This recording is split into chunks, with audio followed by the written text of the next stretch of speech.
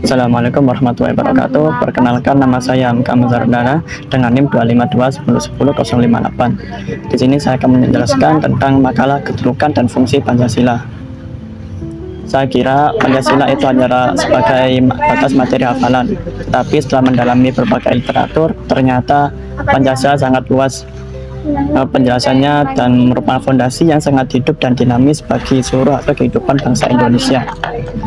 Melalui makalah ini, saya berusaha untuk membahas mulai dari hakikat, kedudukan, dan fungsi Pancasila, hingga bagaimana nilai-nilainya dapat kita terapkan dan dihidupkan kembali tengah gempuran arus globalisasi dan disrupsi teknologi. Saya juga mengucapkan terima kasih yang sebesar-besarnya kepada Bapak dosen pengampu beliau, Bapak Bahar Murid SHI MPDI, serta orang tua saya yang mana telah membiayai saya mulai saya kecil sampai sekarang ini, dan kepada teman-teman saya seperjuangan saya. Oke, di sini saya akan membahas tentang pembahasan pertama, yaitu hakikat dan pengertian Pancasila. Sebelum membahas lebih jauh mengenai kedudukan dan fungsinya, penting untuk memahami terlebih dahulu apa hakikat dari Pancasila itu sendiri. Secara etimologis, istilah Pancasila berasal dari bahasa Sanskerta, yaitu Panca yang berarti 5 dan Sila yang berarti prinsip atau dasar. Jadi dari segi bahasa, Pancasila dapat diartikan sebagai 5 prinsip dasar. Namun, maknanya jauh lebih dalam dari sekedar terjemahan harfiah. Para ahli seperti Noto Nagoro mendefinisikannya sebagai dasar falsafah negara Indonesia. Dan sementara itu, Insinyur Soekarno dalam pidatonya pada tanggal 1 Juni 1945 menekankan bahwa Pancasila ini adalah isi jiwa bangsa Indonesia yang turun-temurun yang terpendam bisu oleh kebudayaan Barat.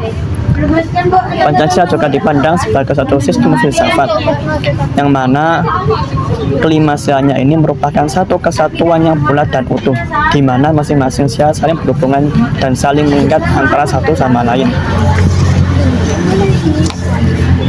Oke, yang kedua, kedudukan Pancasila. Kedudukan Pancasila sebagai dasar negara. Kedudukan Pancasila yang paling fundamental adalah sebagai dasar negara atau philosophic ground flag. Kedudukan ini secara yuridis formal disahkan dalam pembukaan Undang-Undang Dasar Negara 1945 yang di dalamnya termuat secara lengkap rumusan kelima sila Pancasila. Sebagai dasar negara, Pancasila berfungsi sebagai sumber dari segala sumber hukum. Hal ini secara tegas dinyatakan dalam pasal 2 Undang-Undang Nomor 12 Tahun 2011 tentang pembentukan peraturan perundang-undangan, yang menyebutkan bahwa Pancasila merupakan sumber dari segala sumber hukum negara. Artinya, setiap perundang-undangan yang berlaku di Indonesia, mulai dari Undang-Undang Dasar hingga peraturan daerah, harus bersumber dan tidak boleh bertentangan dengan nilai-nilai terkandung dalam Pancasila. Dalam konteks ini, menjadi ukuran untuk menguji apakah suatu produk hukum itu sah atau tidak. Jika suatu perundang-undangan bertentangan dengan nilai-nilai Pancasila, maka peraturan tersebut secara moral dan filosofis batal demi hukum. Yang kedua, kedudukan Pancasila sebagai ideologi negara.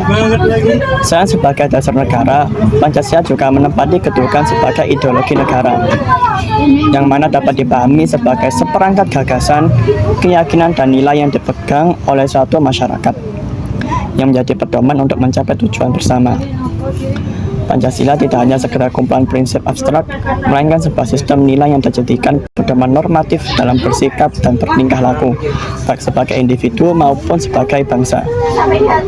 Sebagai sebuah ideologi, Pancasila memiliki karakter yang khas yang membedakannya dari ideologi lain seperti liberalisme dan komunisme. Pancasila ini bersifat inklusif dan terbuka. Keterbukaannya ini berarti bahwa ideologi ini mampu berinteraksi dengan perkembangan zaman, ilmu pengetahuan, dan dinamika masyarakat tanpa kehilangan jati dirinya yang asli. Kedudukan Pancasila sebagai ideologi juga berarti bahwa ia berfungsi sebagai cita-cita yang diwujudkan dalam kehidupan nyata. Nilai-nilai seperti keadilan sosial, persatuan, dan kerakyatan yang dipimpin oleh kebijaksanaan ada tujuan bersama yang harus terus diperjuangkan. Dalam hal ini, Pancasila menjadi roh penggerak seluruh komponen bangsa untuk membangun masyarakat yang adil, makmur, dan beradab berdasarkan Pancasila. Pancasila memiliki ketahanan kuat terhadap berbagai pengaruh ideologi asing. Ketahanan ini dibangun melalui pemahaman yang komprehensif dan pengamalan yang konsisten dalam kehidupan bermasyarakat, berbangsa, dan bernegara. Indikator ketahanan Pancasila meliputi yang pertama, tingkat pemahaman dan penerimaan masyarakat terhadap nilai-nilai Pancasila. Ketiga, kemampuan Pancasila dalam menjawab tantangan zaman. Keempat, keteladanan para pemimpin dalam mengamalkan Pancasila. Penguatan ketahanan ideologi Pancasila ini memerlukan hukumnya bersama dari seluruh komponen bangsa. Oke, yang ketiga, kedudukan Pancasila sebagai pandangan hidup bangsa. Di samping kedudukan formalnya sebagai dasar dan ideologi negara, Pancasila juga memiliki kedudukan yang sangat penting dalam ranah sosial budaya, yaitu sebagai pandangan hidup bangsa atau way of life. Pandangan hidup dapat diartikan sebagai suatu kristalisasi dari nilai-nilai yang diyakini kebenarannya oleh suatu masyarakat dan yang menimbulkan tekad untuk mewujudkannya dalam kehidupan sehari-hari. Sebagai pandangan hidup, Pancasila berfungsi sebagai penuntun bagi setiap orang Indonesia dalam bersikap dan bertingkah laku baik dalam hubungannya dengan Tuhan, sesama manusia, masyarakat, bangsa, maupun alam semesta. Kedudukan ini muncul karena Pancasila digari dari nilai-nilai yang sudah hidup dan berkembang dalam budaya masyarakat Indonesia sendiri. Nilai ini bukan diimpor dari luar, melainkan telah menjadi kepribadian bangsa Indonesia sejak zaman dahulu. Dengan demikian, memegang hukum Pancasila sebagai pandangan hidup berarti menjadikan nilai luhurnya sebagai tolak ukur dalam mengambil keputusan dan menyelesaikan masalah, mulai dari tingkat keluarga hingga berbangsa. Ia menjadi semacam kompas moral membantu bangsa Indonesia untuk tidak kehilangan arah di tengah atasnya pengaruh budaya asing dan modernisasi. Fungsi Pancasila. Yang pertama, sebagai pemersatu bangsa. Yang paling nyata dan dapat dirasakan adalah sebagai pemersatu bangsa atau integrating force.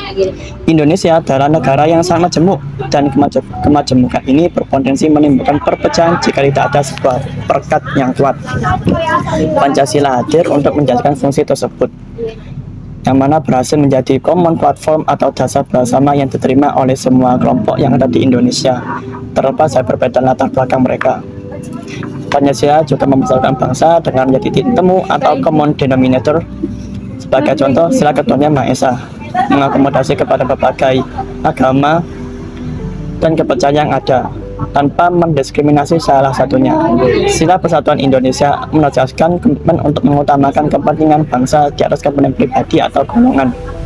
Dengan berpegang pada nilai ini, setiap warga negara diajak untuk melihat dirinya terlebih dahulu sebagai bagian dari Indonesia, barulah kemudian sebagai anggota dari suku, agama, atau kelompok tertentu. Dalam sejarah, fungsi pemersatu ini terbukti efektif dalam meredam konflik dan menjaga keutuhan NKRI, yang mana menjadi dasar membangun nasionalisme yang inklusif, bukan nasionalisme yang sempit dan eksklusif. Fungsi Pancasila sebagai pedoman penyelenggara negara. Fungsi strategis lainnya dari Pancasila adalah sebagai pedoman dalam penjalangan negara, yakni merupakan konsekuensi logis dari kedudukannya sebagai dasar negara. Segala aktivitas dan kebijakan yang dilakukan oleh lembaga-lembaga negara, mulai dari eksekutif, legislatif, hingga yudikatif, harus berpedoman pada Pancasila dan tidak boleh menyimpang dari nilai Pancasila. Dalam praktiknya, fungsi ini berarti bahwa Pancasila harus dijadikan acuan dalam 3 hal. Yang pertama, pembuatan kebijakan atau policy making. Setiap rancangan undang-undang, peraturan pemerintah, atau kebijakan publik lainnya harus melalui uji Pancasila. Artinya harus dianalisis apakah kebijakan tersebut cocok dengan Pancasila, nilai-nilai Pancasila. Yang kedua, pelaksanaan pemerintahan. Aparatur negara dalam menjelaskan tugasnya harus mencerminkan nilai-nilai Pancasila seperti bebas dari korupsi, melayani dengan adil, dan mendengar suara rakyat. Yang ketiga, pengawasan dan penegakan hukum. Lembaga penegak hukum harus menjalankan tugasnya dengan berpedoman pada keadilan yang berkebutuhan dan berkemanusiaan. Sebagai ilustrasi, suatu kebijakan ekonomi yang hanya menguntungkan segelintir orang dan mengabaikan kepentingan rakyat banyak jelas bertentangan dengan sila kelima, keadilan sosial bagi seluruh Indonesia. Fungsi yang ketiga, fungsi Pancasila sebagai kepribadian bangsa. Setiap bangsa di dunia memiliki karakter atau kepribadiannya sendiri-sendiri yang membedakan dari bangsa lain. Bagi Indonesia, Pancasila adalah jiwa dan kepribadian bangsa tersebut. Fungsi Pancasila sebagai brand bangsa berarti bahwa nilai-nilai luhur yang terkandung di dalamnya menjadi ciri khas, watak, serta perilaku kolektif bangsa Indonesia. Pancasila sebagai brand bangsa berfungsi sebagai pembeda yang tegas antara bangsa Indonesia dengan bangsa-bangsa lain. Misalnya nilai gotong royong yang merupakan turunan dari persatuan Indonesia dan keadilan sosial. Demikian pula sikap ramah, tamah, santun, dan tepat selera atau toleransi. Dalam konsep pegangan internasional, kepribadian yang dibentuk oleh Pancasila ini juga mempengaruhi sikap politik luar negeri Indonesia yang bebas dan aktif. Fungsi yang keempat yaitu dalam sistem hukum nasional. Sebagaimana telah disinggung sebelumnya, kedudukan Pancasila sebagai sumber dari segala sumber hukum ini memiliki implikasi yang sangat konkret dalam sistem hukum nasional. Fungsi ini menjadikan Pancasila sebagai norma fundamental negara atau ground law yang menjadi tolak ukur utama dalam uji materi atau judicial review suatu peraturan undang-undangan. Mahkamah Konstitusi sebagai lembaga yang berwenang menguji undang-undang terhadap Undang-Undang Dasar 1945 juga menjadikan nilai-nilai Pancasila sebagai pertimbangan dalam putusannya. Lebih dari itu, Pancasila berfungsi sebagai spirit atau roh yang menjiwai seluruh proses penegakan hukum di Indonesia. Dengan demikian, fungsi Pancasila memastikan bahwa hukum di Indonesia adalah hukum yang bermartabat, bukan hukum yang mati dan tidak berpihak pada rakyat. Peran fungsi yang kelima yaitu dalam konteks sejarah perjuangan bangsa. Dalam memahaminya, mengapa Pancasila memiliki kedudukan dan fungsi yang begitu sentral, penting untuk memenangkan perannya dalam sejarah perjuangan bangsa. Proses kehadiran Pancasila ini pada tahun 1945 bukan satu kebetulan, melainkan hasil dari sebuah perjalanan panjang jati diri bangsa untuk menemukan dasar negara yang tepat bagi Indonesia merdeka. Para pendiri bangsa menyadari bahwa negara yang akan dibangun ini adalah harusnya berdasar pada suatu fondasi yang dapat diterima oleh seluruh rakyatnya yang majemuk. Proses perdebatan yang intens dan penuh kebijaksanaan dalam berbagai KI melalui sidang ini akhirnya lahirlah rumusan Pancasila yang disusun oleh Insinyur Soekarno pada tanggal 1 Juni 1945 yang kemudian disempurnakan menjadi Piagam Jakarta pada tanggal 22 Juni 1945 dan akhirnya disahkan dalam rumusan finalnya pada pembukaan Undang-Undang Dasar 1945 tanggal 14 Agustus 1945. Sejarah ini menunjukkan bahwa Pancasila adalah sebuah kompromi luhur dan solusi terbaik yang pasti dirumuskan oleh para pendiri bangsa. Yang keempat, nilai sila Pancasila dan implementasinya. Yang pertama, nilai sila Pancasila Ketuhanan Maha Esa. Sila pertama, Ketuhanan Maha Esa, menempati posisi yang sentral karena menjadi dasar yang mengatur hubungan vertikal antara manusia dengan Tuhan Yang Maha Esa. Implementasi sila ini dalam kehidupan bangsa dan bernegara sangat luas. Pertama, negara menjamin kemerdekaan setiap penduduk untuk mengagamanya masing-masing dan beribadah agamanya, yang mana tercermin dalam pasal 29 Undang-Undang 1945. Kedua, nilai ini menuntut setiap warga negara menjadi pribadi yang tak beragama dan beriman. Yang ketiga, dalam penyelenggaraan negara, nilai ketuhanan menuntut agar kebijakan-kebijakan yang dibuat tidak berentangan dengan nilai-nilai agama dan etika moral. Yang kedua, nilai-nilai kemanusiaan beradab. Sila kedua ini menekankan pada pengakuan terhadap harkat dan martabat manusia sebagai makhluk Tuhan yang beradab.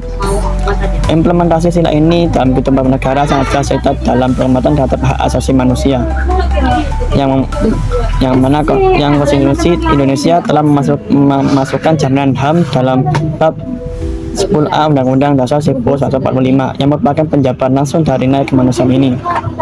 Contoh konkret lainnya adalah penolakan negara terhadap segala bentuk penyiksaan, kekerasan, dan perbudakan. Dengan demikian, sila kemanusiaan yang adil dan beradab menjadi fondasi bagi terciptanya masyarakat Indonesia yang bermoral dan beradab. Yang ketiga, nilai sila beradab Indonesia. Implementasinya, yang pertama, menempatkan persatuan kesatuan serta kepentingan dan keselamatan bangsa di atas kepentingan pribadi atau golongan. Yang kedua, mengembangkan rasa cinta tanah air. Yang ketiga, memajukan pergaulan antar suku, agama, dan budaya untuk memperkokoh persatuan bangsa. Yang keempat, menjauhkan diri dan sikap yang dapat memecah belah bangsa. Dalam pada penyelenggaraan negara persatuan ini menunjukkan dalam bentuk NKRI yang tidak boleh diubah. Dengan demikian, sila ketiga berfungsi sebagai perekat dan pengikat utama keanekaragaman bangsa Indonesia.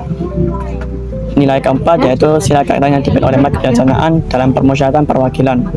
Sila keempat ini merupakan dasar bagi pelaksana demokrasi di Indonesia. Implementasinya ada dengan diselenggarakannya pemilihan umum presiden ataupun pemilihan-pemilihan lain, untuk memilih wakil-wakil rakyat di lembaga legislatif serta pemilihan presiden dan kepala daerah secara langsung. Namun demokrasi di Indonesia tidak menangani sistem mayoritariatan yang brutal, karena lembaga perwakilan seperti Majelis Permusyawaratan Rakyat dan Dewan Perwakilan Rakyat diharapkan tetap menjalankan fungsi musyawarah untuk mencapai mufakat dalam mengambil keputusan yang penting. Dalam kehidupan sosial masyarakat, sila keempat ini ditujukan pada sisi musyawarah di tingkat desa seperti yang dicermin dalam lembaga adat atau rembuk desa. Yang kelima, nilai sila keadilan sosial bagi masyarakat Indonesia. Sila ini mengamatkan wujudnya keadilan sosial seperti salah satu contoh dalam bidang kesehatan nasional. Seperti implementasinya meliputi yang pertama, penyediaan fasilitas kesehatan yang terjangkau bagi seluruh rakyat. Kedua, jaminan kesehatan nasional inklusif. Ketiga, pemetaan tenaga kesehatan di seluruh Indonesia. Keempat, pelindungan terhadap masyarakat miskin dalam mengakses pelayanan kesehatan. Sila kelima ini merupakan tujuan akhir dari segala upaya bangsa dan bernegara, yang mana nilai utamanya adalah menjaga keadilan di bidang ekonomi, politik, hukum, dan budaya. Dalam konteks perekonomian, sila ini menandasi diselenggarakannya sistem perekonomian yang berasaskan kewargaan seperti yang diamatkan oleh pasal 33 Undang-Undang Dasar 1945. Implementasi kelima ini menuntut negara untuk aktif dalam menciptakan keadilan. Hal ini ditujukan melalui program kebijakan seperti yang pertama, program pemerataan pembangunan dan pengentasan kemiskinan. Dua, jaminan sosial dan kesehatan. Tiga, perlindungan terhadap kelompok masyarakat lemah. Keempat, pembatasan korupsi. Yang kelima, revitalisasi Pancasila di era kontemporer. Di tengah berbagai tantangan zaman, revitalisasi Pancasila menjadi kebutuhan mendesak. Revitalisasi ini bukan sekadar mengulang-ulang nilai-nilai lama, tapi menghadirkan Pancasila dalam konteks kekinian yang relevan dengan masalah-masalah aktual. Strateginya dapat dilakukan melalui yang pertama, pendekatan kultural. Kedua, pendekatan struktural. Ketiga, pendekatan edukatif. Keempat, pendekatan komunikatif. Dengan ini sinergi antara pemerintah, masyarakat, dan dunia pendidikan menjadi kunci keberhasilan revitalisasi Pancasila. Peran pemuda dalam melestarikan nilai Pancasila. Pemuda memiliki peran strategis sebagai generasi penerus dalam melestarikan dan mengaturkan nilai Pancasila. Secara membuktikan bahwa pemuda selalu menjadi pelopor perubahan, termasuk dalam perumusan dan pengembangan Pancasila. Yang mana peran pemuda ini menjadi 4 bagian.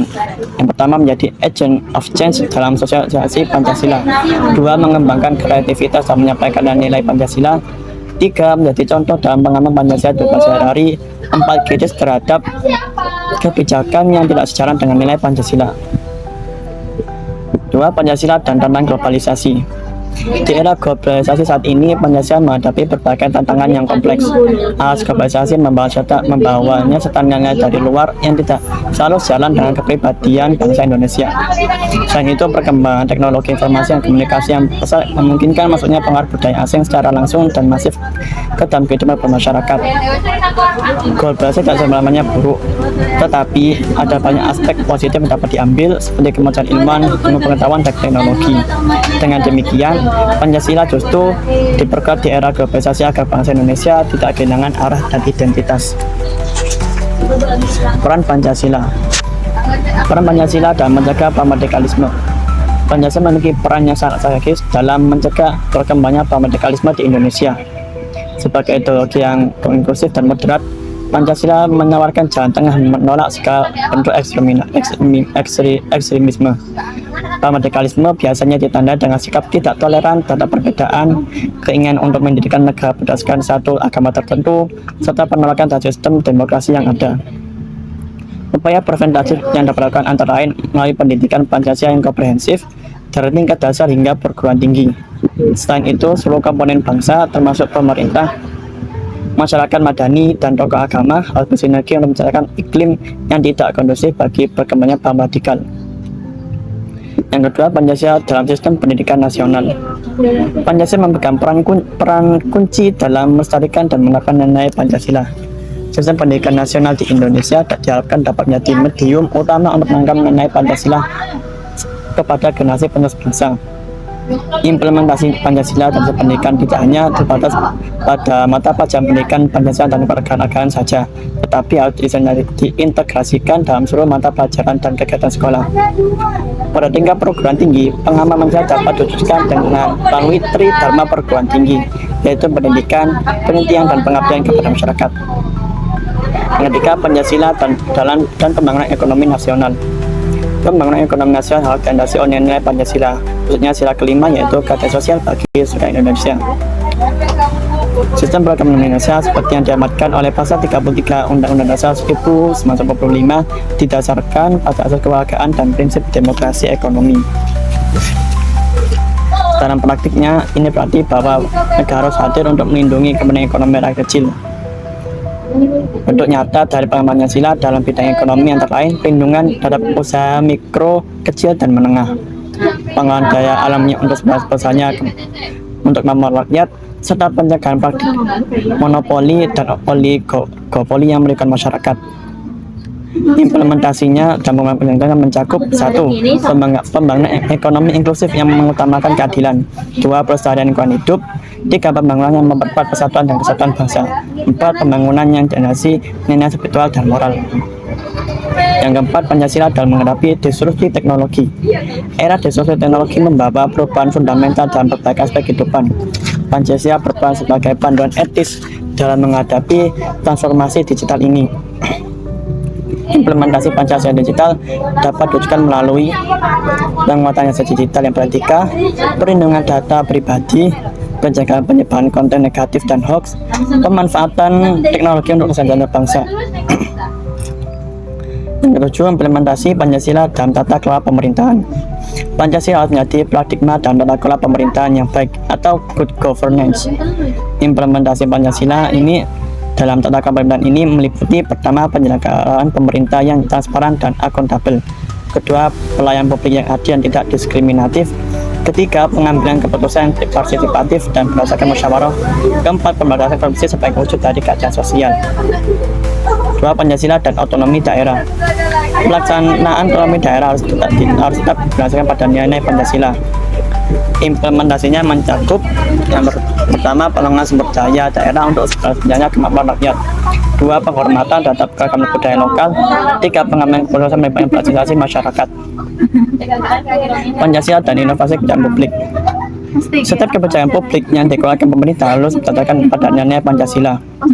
Prinsip Pancasila dalam kebijakan publik meliputi kebijakan yang pro rakyat dan berkeadilan, kebijakan melibatkan masyarakat, kebijakan yang memperkuat persatuan bangsa, kebijakan yang tidak bertentangan dengan nilai moral dan agama. Pembahasan terakhir yaitu tentang Pancasila dan masa depan bangsa Indonesia. Pancasila memiliki peran yang sangat menentukan dalam membentuk masa depan bangsa Indonesia. Strategi menerapkan Pancasila ini meliputi pertama, penguatan pendidikan karakter berbasis Pancasila, inovasi dalam metode sosialisasi nilai Pancasila, keteladanan dari para pemimpin, adaptasi nilai Pancasila dalam zaman. Dengan demikian, Pancasila akan relevan dan menjadi panduan bagi bangsa Indonesia dan menghadapi berbagai tantangan di depan. Kesimpulannya, yang pertama, Pancasila membagi kedudukan sebagai dasar negara, ideologi negara, pandangan hidup bangsa, kepribadian bangsa, dan sumber dari segala sumber hukum. Kedudukan ini menjadikan Pancasila sebagai pijakan tertinggi dalam penjalan negara dan kehidupan bermasyarakat. Kedua, fungsi Pancasila ini terbukti sangat vital, yang mana nilai-nilai terkandung dalam setiap sila Pancasila dan memberikan arah yang jelas dalam pembentukan karakter bangsa dan pembangunan nasional. Ketiga, implementasi Pancasila dalam berbagai aspek kehidupan, mulai dari politik, ekonomi, sosial, budaya. Keempat, di tengah berbagai tantangan pendorong seperti disrupsi teknologi, radikalisme, dan globalisasi, Pancasila justru semakin dibentukkan sebagai pembantu arah bangsa. Itu saja dari kami. Mohon maaf bila ada salah kata. Wassalamualaikum warahmatullahi wabarakatuh.